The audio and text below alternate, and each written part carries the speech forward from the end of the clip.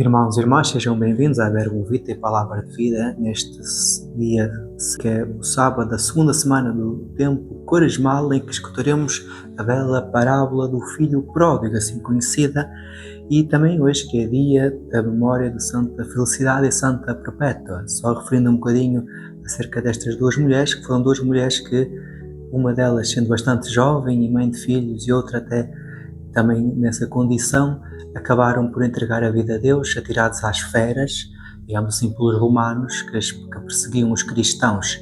E, segundo consta as suas atas de martírio, elas foram jubilosas, não de rosto temeroso, mas de rosto alegre, sabendo que iriam garantir o céu e que iriam então ser participantes da glória com Cristo. E, portanto, são testemunho de um sacrifício até ao sangue por amor a Deus. Mas vamos então escutar o Evangelho de hoje.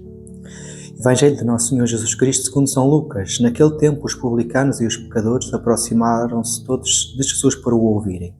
Mas os fariseus e os escribas murmuravam entre si, dizendo: Este homem acolhe os pecadores e come com eles. Jesus disse-lhes então a seguinte parábola. Certo homem tinha 2 filhos. O mais novo disse ao pai: Pai, dá-me parte da herança que me toca. O pai repartiu os seus bens pelos filhos. Alguns dias depois, o filho mais novo, juntando todos os seus haveres, partiu para um país distante e por lá esbanjou quanto possuía numa vida dissoluta. Tendo gasto tudo, houve uma grande fome naquela região e ele começou a passar privações. Entrou então ao serviço de um dos habitantes daquela terra, que o mandou para os seus campos guardar porcos. Bem desejava ele matar a fome com as alfarrobas que os porcos comiam, mas ninguém lhes dava. Então, caindo em si, disse: Quantos trabalhadores do meu pai têm pão em abundância e eu aqui morrer de fome?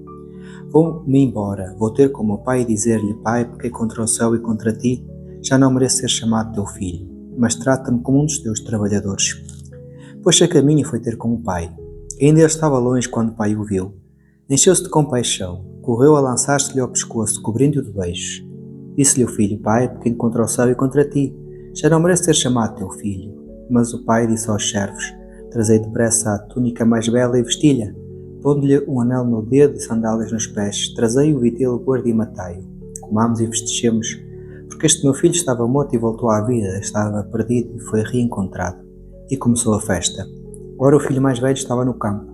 Quando regressou, ao aproximar-se da casa, ouviu a música e as danças. Chamou um dos servos e perguntou-lhe o que era aquilo. O servo respondeu-lhe: O teu irmão voltou, e teu pai mandou matar o vitelo gordo, porque chegou são e salvo. Ele ficou ressentido e não queria entrar. Então o pai veio cá fora estar com ele. Mas ele respondeu ao pai: Há tantos anos que te sirvo, sem nunca transgredir uma ordem tua, e nunca me deste um cabrito para fazer uma festa com os meus amigos. E agora, quando chegou esse teu filho, que consumiu os teus bens com mulheres de má vida, mataste o vitelo gordo. Disse-lhe o pai: Filho, tu estás sempre comigo e tudo o que é meu é teu. Mas tínhamos de fazer uma festa e alegrar-nos, pois teu irmão estava morto e voltou à vida. Estava perdido e foi reencontrado. Palavra da salvação. Glória a vós, Senhor. Irmãos e irmãs, esta bela parábola, não só pela sua extensa, mas pela sua profunda riqueza, é difícil de dizer todo o grande significado que ela traz. Mas, em primeiro lugar, queria recordar uma coisa. Jesus apresenta mais uma vez uma parábola àqueles fariseus que, em vez de ver este gesto de Jesus que acolhe os pecadores, tinham motivos para o criticar.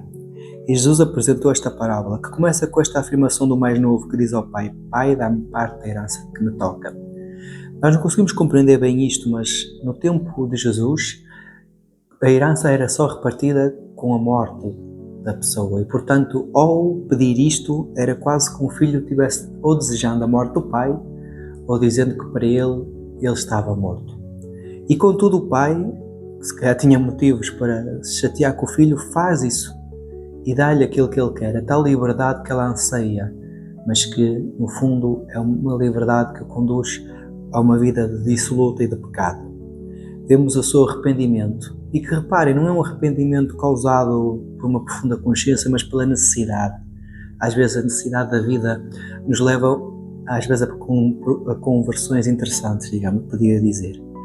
Ele vai ter com o pai e o pai tem logo este acolhimento profundo, este abraço que o acolhe, que o recebe, que o quer fazer festa.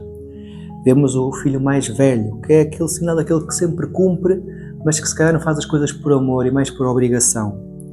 E A atitude dele é interessante. Esse teu filho gastou esse teu. E depois o pai corrige.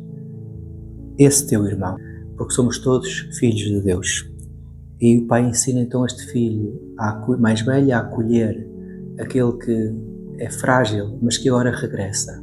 E assim é Deus quando nós nos aproximamos no sacramento da confissão. Deus e todo o céu se alegra por um dos seus filhos retornar ao caminho do bem. Possamos sempre ir ao encontro deste Pai amoroso.